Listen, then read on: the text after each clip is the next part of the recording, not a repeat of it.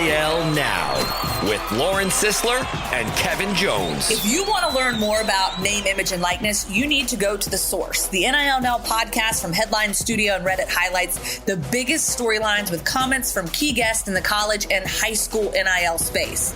NIL is not a cherry on top. It needs to be thought about as a part of these young men and women's future to, further their careers. You should be able to leave college with something. Subscribe to NIL Now on Apple, Spotify, Google, or wherever you listen to podcasts. Every year, thousands of human remains are found in the United States. And in one of every 4 instances, authorities can't identify the body. That's starting to change. I'm Dave Killen, co-host of The Unidentifieds, a new limited series podcast from the Oregonian and Oregon Live. We go deep into several cold cases and explain the science that's helping experts give these long-forgotten people their names back. Look for The Unidentifieds after you've finished listening to this podcast. Subscribe to The Unidentifieds on Apple, Spotify, Google, or wherever you listen to podcasts.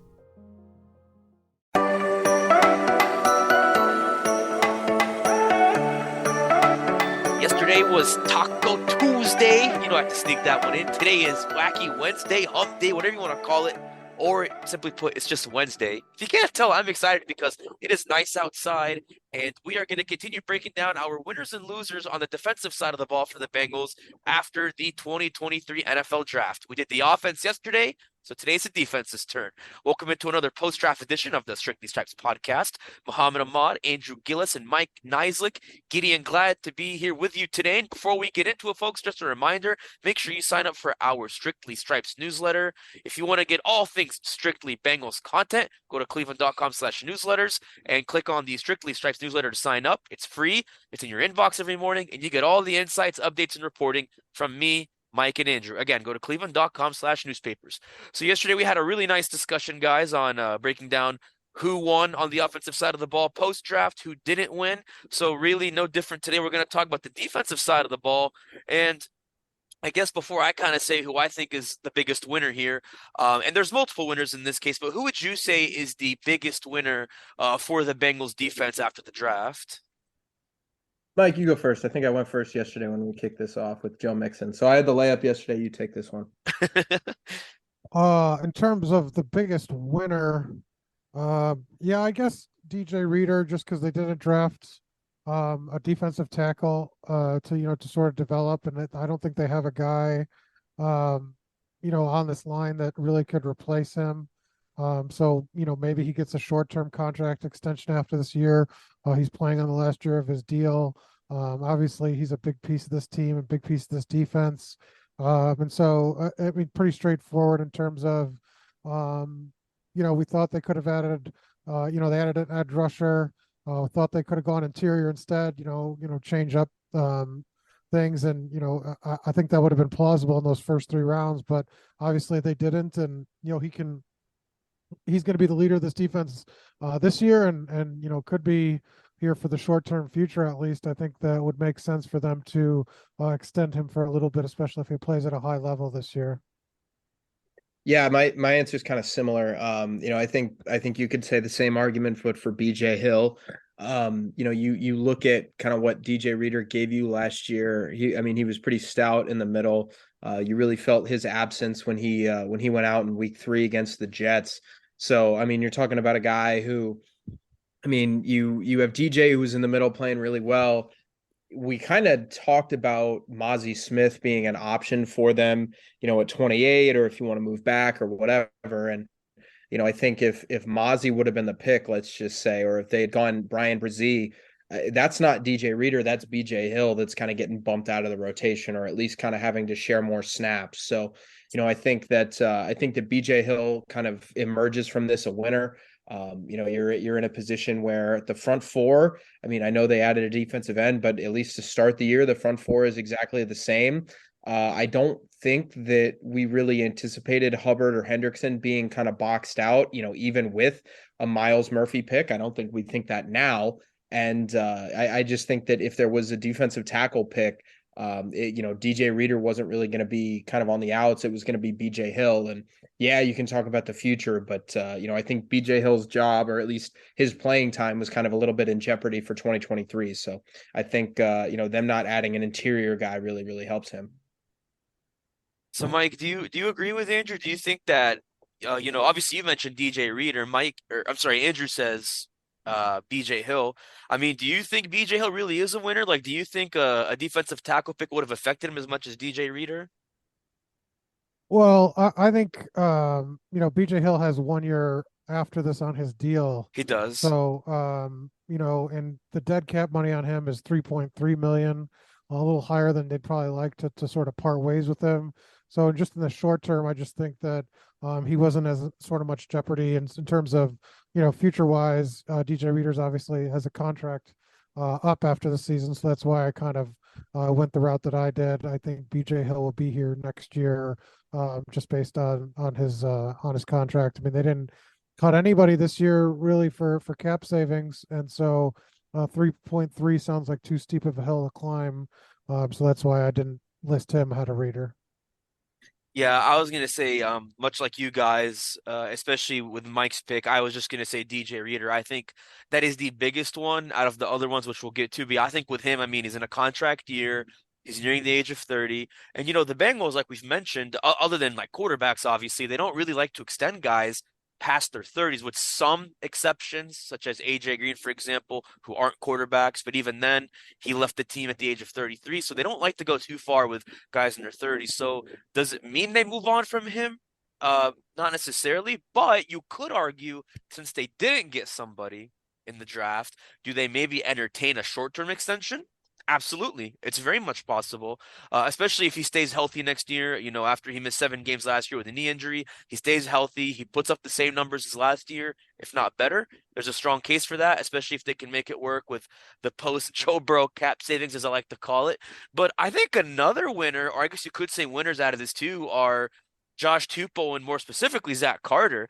I was wondering if they were going to get a defensive tackle to maybe complement Carter, or kind of have him compete for that backup spot behind DJ and BJ. I love saying that, behind DJ and BJ. But as much as Zach Carter did well against run defense last year, much like the rest of the defensive line, he needs to be better as a pass rusher. Clearly, they see a lot of potential in him. Do you guys think that Zach Carter got a win from this draft as well by them not picking a tackle? Yeah, I think you could kind of make that case, but yeah, I think that when you look at the front four, it's a lot of bodies there. So I think there's a lot of guys there that are feeling a little bit more pressure, which we'll get into later. But I think that if you didn't have a guy come on the interior, I think that matters. So yeah, I think you could make that case. I don't know if he's kind of up there in the same ballpark as Reader and Hill, but yeah, I mean, I think you could make a case that he's maybe not a winner, but he's in a better spot, like a slightly better spot. It's kind of a very, very, very modest win. Yeah, yeah. In terms of Carter, I mean, he was drafted Third round. This third round. He so was. I mean, they were going to give him some more time. So I don't know how much of a win that was for him. Yeah, I mean, obviously, like you said, he's still very young. And in his defense, he was thrown into the fray with those 7 games I mentioned that DJ Reader missed. And again, like, his strength was in the run game. They were impressed with that, I think. But like, obviously, the pass rush has to get better just as a whole for everyone. But Andrew, or no, I'm sorry, not Andrew, Mike. I'm getting you guys mixed up today. Mike, you were saying earlier that the possibility of picking a D tackle in the first 3 rounds should have been entertained. I mean, do you think, even with Miles Murphy, not taking away from that pick, like, do you think rather than maybe a DJ Turner or a Jordan Battle, it would have been just as safe, if not safer, to get a defensive tackle? Like, do you think they might have missed out on somebody this year that could have been used for depth behind DJ and BJ? No, my point is I thought there was a scenario where instead of going Miles Murphy, they went with an interior guy instead. I think Murphy was the pick just because of where him sliding to 28 made him obvious. I didn't think that this interior class, I think DJ Reader talked about how there was no true, there was 4 or 5 guys that were really true nose tackles that kind of do what he did. And, one of them was Jalen Carter, obviously. Smith was the other, but It just didn't line up for them like that. But my point was more that if they had gone an alternate route, I don't think anybody would have questioned that. Just because I thought people talked about how defensive tackle, behind those starters too was very similar. They just decided to go on the edge, which I was fine with because Murphy was kind of the best value at 28. I know we talked a little bit about this on Thursday when, the pick was in and we did our post-draft podcast, but let's assume Murphy's off the board by that point, but you still have Brian Brzee, who obviously went the pick after to New Orleans. Would it have made sense to pick Brian Brzee with that pick, or should they have entertained somebody like a Michael Mayer if, it's really between him and Brzee at that point? What? I Like don't assume understand. assuming, let's say Miles Murphy was off the board, like he's not there at 28, he's gone. So it's really gonna come down to Brian Brzee and Michael Mayer, who is obviously still on the board. Like, would you still pick Brzee and focus on the defensive line, or do you think, oh, at that point it's not worth it? You got DJ Reader, just go get someone like Michael Mayer and get the best tight end on the board. I don't think they. I mean, they passed up Mayer. I don't know that, and they passed up Brzee. I don't know these what if scenarios. That they just drafted it. So Yeah. I think it was that they wanted Murphy. He slipped to them, and that was pretty good value. I mean, I think what if after the draft 5 minutes. I mean, if Murphy doesn't work out, I think there's you obviously start to kick yourself. But at this point, I think they're happy with how everything unfolded. Yeah, and honestly, I think, and this is obviously a what if scenario, but like if that was the case where Murphy goes the pick before, however many picks before, I think you can't go wrong with Brzee. I mean, as much as Dean Reader makes the point of, yeah, there weren't that many true, like, pass rushers in the interior. He's still in a contract year. You don't know what's going to happen with BJ Hill after next year with the cap hit that Mike mentioned. And you don't know who knows, maybe Zach Carter doesn't give him that juice in the pass rush they want. And then maybe at that point, you can kind of take a deep breath and say, well, we got Brian Brzee, so we're good. But that's all what ifs. I could be completely wrong in saying that. As far as other winners go, I don't even know if this is like fair to say, and this might be kind of silly, but obviously, we're thinking, oh, they're not going to get a safety, but they got a safety. Maybe the same logic applies to linebacker, where it's like, oh, they don't need a linebacker, but they get a linebacker. The fact that they didn't get a linebacker, is that a win for Logan Wilson and the rest of the linebackers not named Jermaine Pratt, who are all going into contract years? Um, I don't know. The team extended Jermaine Pratt. And yeah, you kind of knew that those guys were going into contract years, but I'm not sure that I'm just not sure the upside there with Logan Wilson. I think that in terms of like what the pick would have been, because obviously when you talk about this team and their contract negotiations, Burrow and Higgins are probably at the top of that list. Not just because of their talent level, but also kind of because of the positions that they play. So, I mean, I guess you could make the case that if they picked like a second round linebacker or something, but I don't know. I think that it's kind of hard to say that he's a winner there just because I didn't really expect them to invest heavily in a linebacker, and even if you draft a linebacker, I mean, hell, that's probably what the mid rounds, the later rounds. I'm Yeah. not sure if that's threatening a Logan Wilson. So I'm not, I don't think that's fair. Yeah, I agree with what Andrew said. I didn't really see that as a scenario. Linebacker's already undervalued. You've got Jermaine Pratt locked up. I didn't really see a scenario where they were going to draft one. I don't, especially at the first 3 rounds. So I don't think that's a necessarily any reflection, or impact on Logan. I was surprised to see how far Ivan Pace fell. Obviously there were projections that had him in the third round, fourth round. He goes undrafted. I think he signed an undrafted free agent contract with the Minnesota Vikings. So hopefully that works out for him. Cool guy I got to talk to at the combine. But I was wondering though, maybe once they got to the seventh round, if they were going to go with him, if they're going to go with some of those other linebackers that were available for special teams. Obviously they didn't. They went with DJ Ivey, who we're going to talk about a little bit in the second half of this podcast. But yeah, I mean, really, I think beyond those defensive linemen, I guess those are your only real winners on defense. I mean, are there anybody that we're not thinking of right now, or do you think those are just your main winners is the D linemen that didn't have to worry about competition?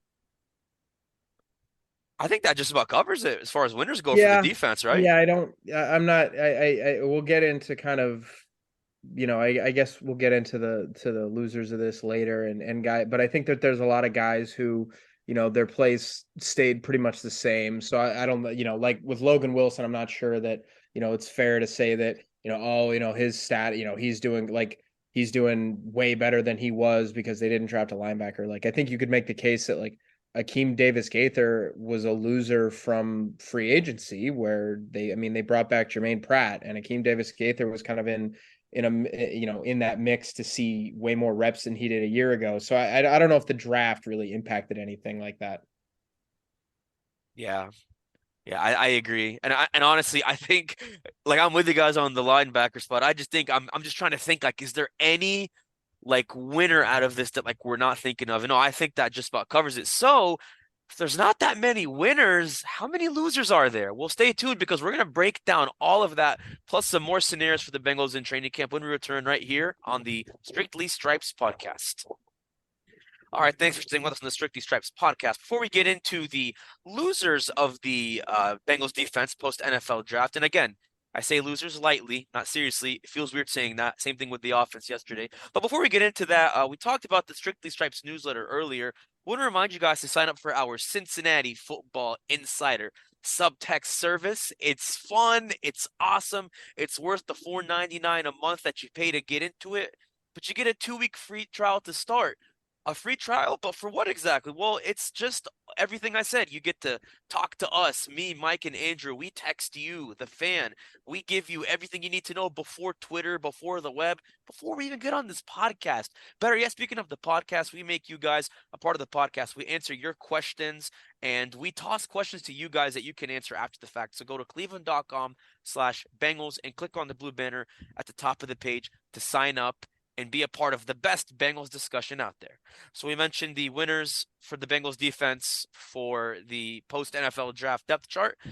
But I think there's a lengthy list of losers to go through. And there's quite a few names I want to get to. But before I even go through the list, who would you all say was the biggest loser after this draft for the Bengals defense? Yeah, I think there's a couple options, but the more that I think about it, the more I think that Nick Scott might be in a little bit more trouble than we think. You're talking about a guy who he came over from Los Angeles. Everybody kind of thought that, okay, well, now you have your two safeties. He's your Von Bell replacement. It's going to be Dax Hill and Nick Scott, and everything kind of seemed hunky-dory there. Then the team goes and drafts Jordan Battle in the 3rd round. And, while Nick Scott is a veteran, he's going into his 5th year. He's been around the block. He's played in big games.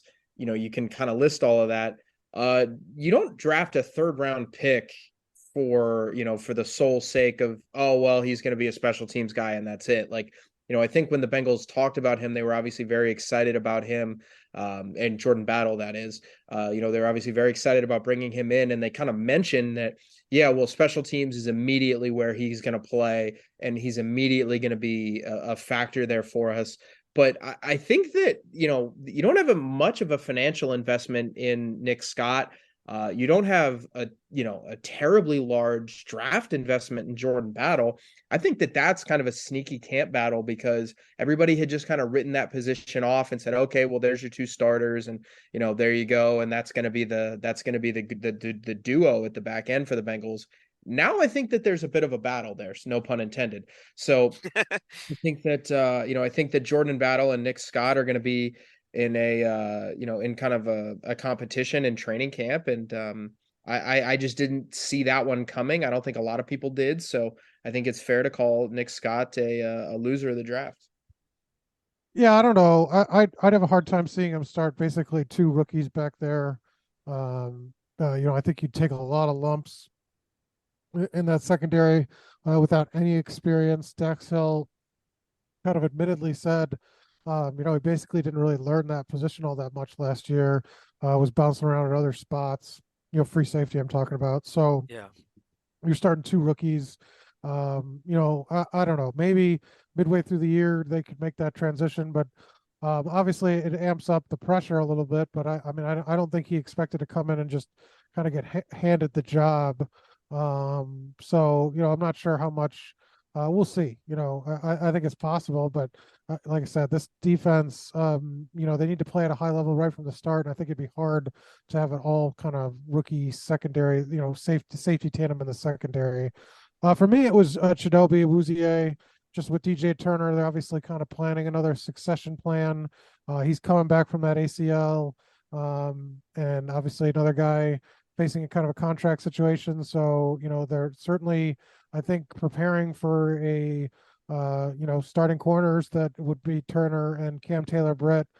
Feels like they did that kind of with Dax Hill last year and Jesse Bates. That would be my guy that they're clearly, to use such a high pick. Obviously, they expect him to sort of, I think, be the guy here in another year or two. So I do agree with Andrew that Nick Scott is a loser because he is going to have Jordan Battle breathing down his neck.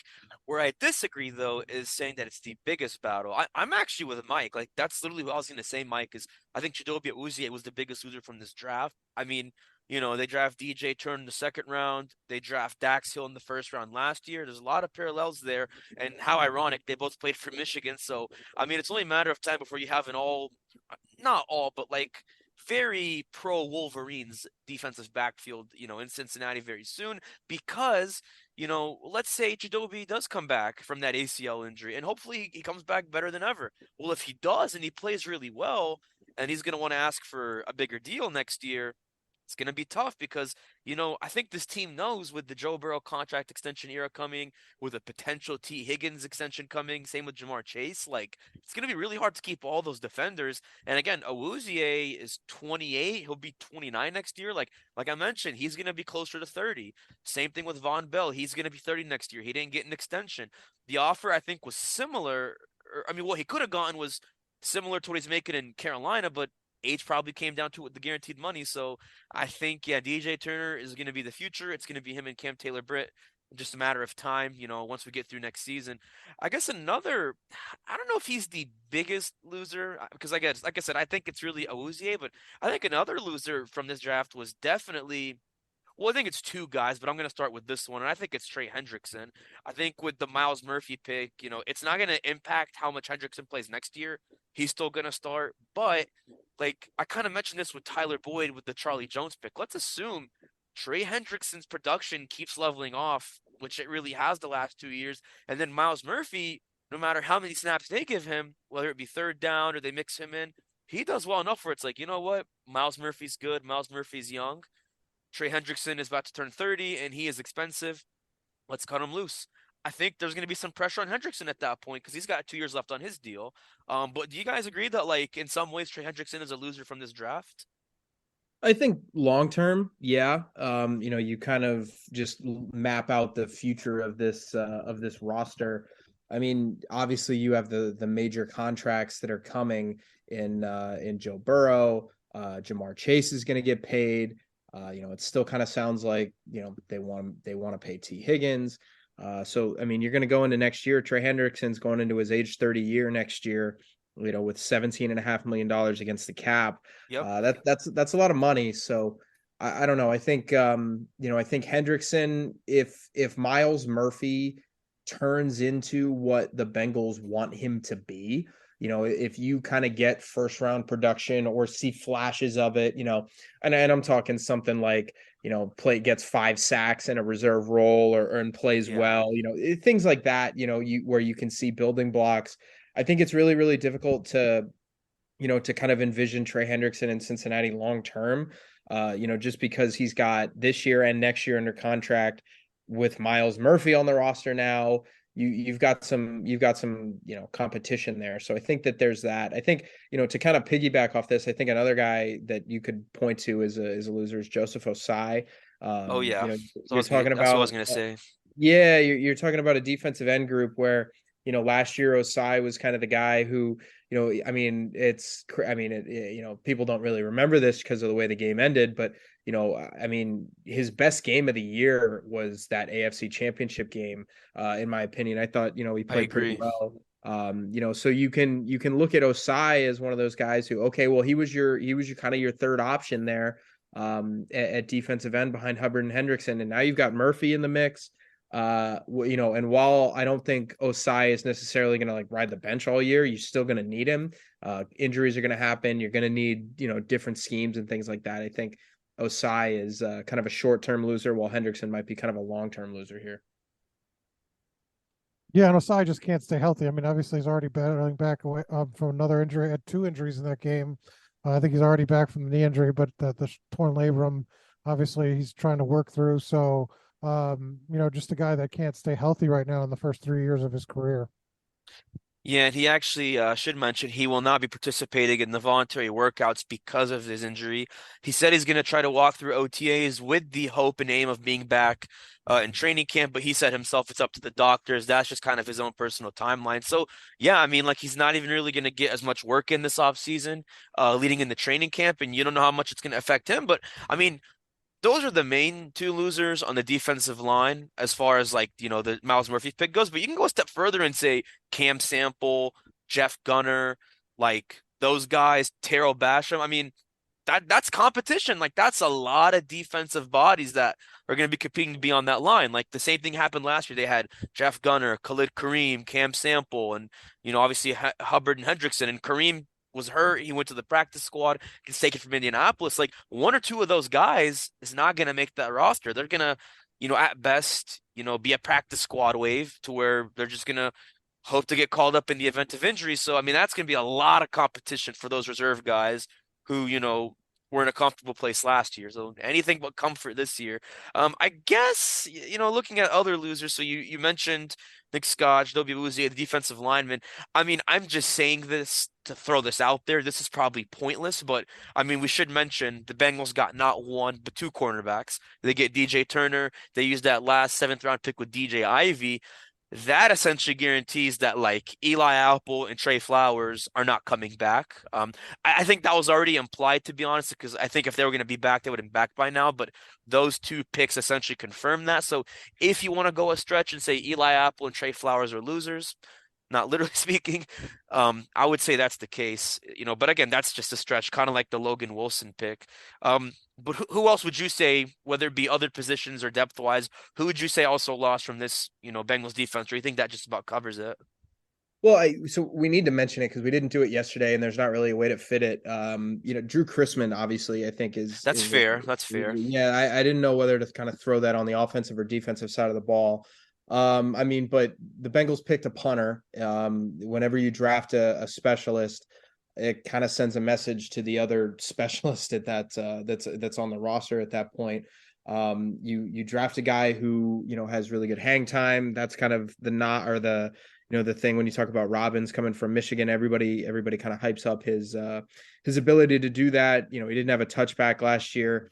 It's pretty clear what's happening here, and the writing is kind of on the wall for Chrisman that his time in Cincinnati is, I would say, almost assuredly coming to an end. So I think Chrisman's obviously an obvious one. Obviously not as major as a I don't know, a Trey Hendrickson or a Nick Scott or something like that, but you got to fit him in somewhere, and I think he's pretty clearly one of the guys who is was probably not the happiest person to see a punter drafted. Yeah, no, I was gonna say that is fair. Like we didn't get to him yesterday because special teams is just kind of a weird area. We mentioned Trent Taylor, punt returner, Charlie Jones, but yeah, that's a big one. I mean, I don't know though. Is there any chance whatsoever that Drew Chrisman just absolutely like defies expectations and has like the training camp of his life and wins that competition? Or is it really just a matter of him competing for the sake of competing, knowing he's not going to get it?